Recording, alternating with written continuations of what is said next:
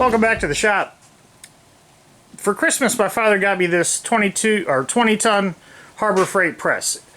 I've used it briefly to straighten out the handle on a vise that I got from my grandfather's shop. You can see, I wish I'd taken a before picture. It had a pretty substantial crescent shape to it, but I've got it largely straightened out, but of course it's not perfect because I'm still learning.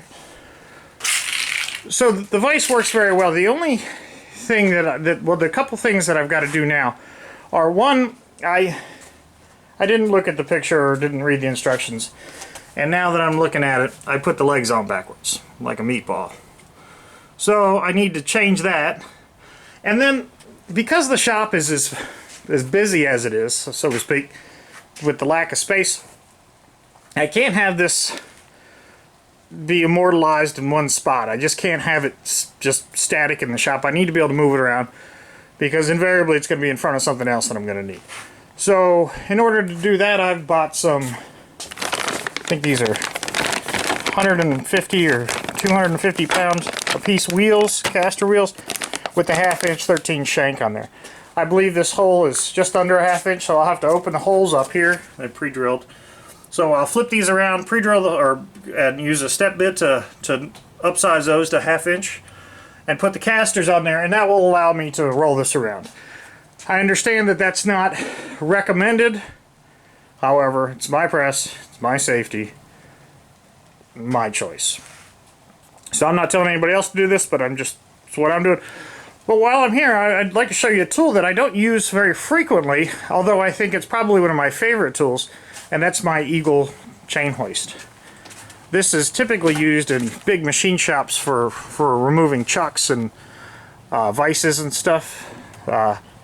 And then what I've done here is I've just welded a piece of plate steel onto a trailer hitch, and it plugs right into my 2-inch receiver on the truck, and it has a 500-pound lifting capacity. And then to raise and lower it, you just pull this lever down. You can see it will lower. So this doesn't weigh nearly 500 pounds. It probably weighs 200, something like that, 180. It's pretty heavy. So I'm going to put some cribbing underneath there, so if it falls for some reason, it doesn't crush my fingers. And flip those around and put the wheels on it, and that will all be time-lapse. So let's get started with that.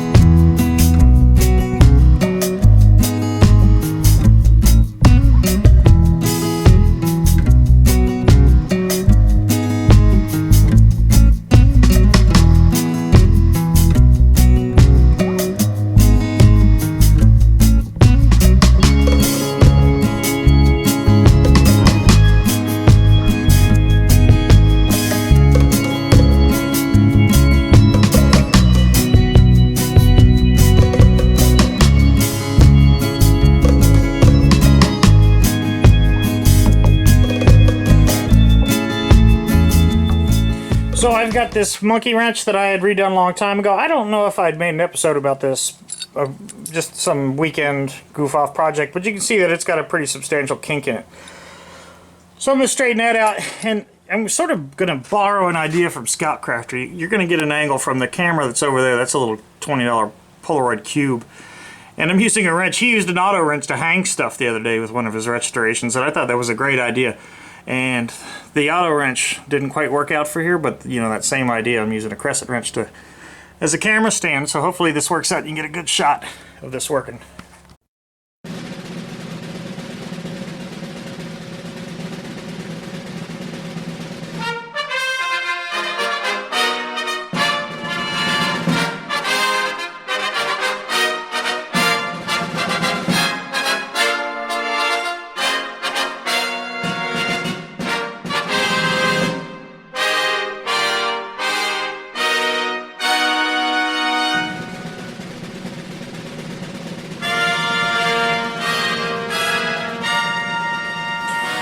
Well, I think that worked out pretty good. That's much straighter than it was before.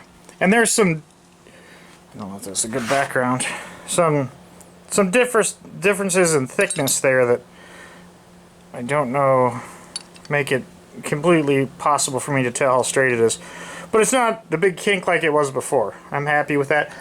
Super easy to use. I've got to thank Scout Crafter for all of his date videos. That's very helpful. The block of wood stuff. Years ago, I worked in an automotive machine shop, and we did a lot of hubs and bearings and just drive shaft components, things like that. And that was a completely different animal. We had a big press, and we had lots of, you know, different tools and such to press with. And, you know, I wish I had some video back then. I had a two-piece drive shaft go flying across the shop one day and split this finger right down the middle. Presses can be very dangerous, so I respect how much energy is going on here. I have enough experience to know that, you know, that these store a lot of potential energy, and you got to be careful with them. Always wear safety glasses. I wear glasses all the time. A nice face shield would probably be a good investment. You can see these 3M face shields are really cheap.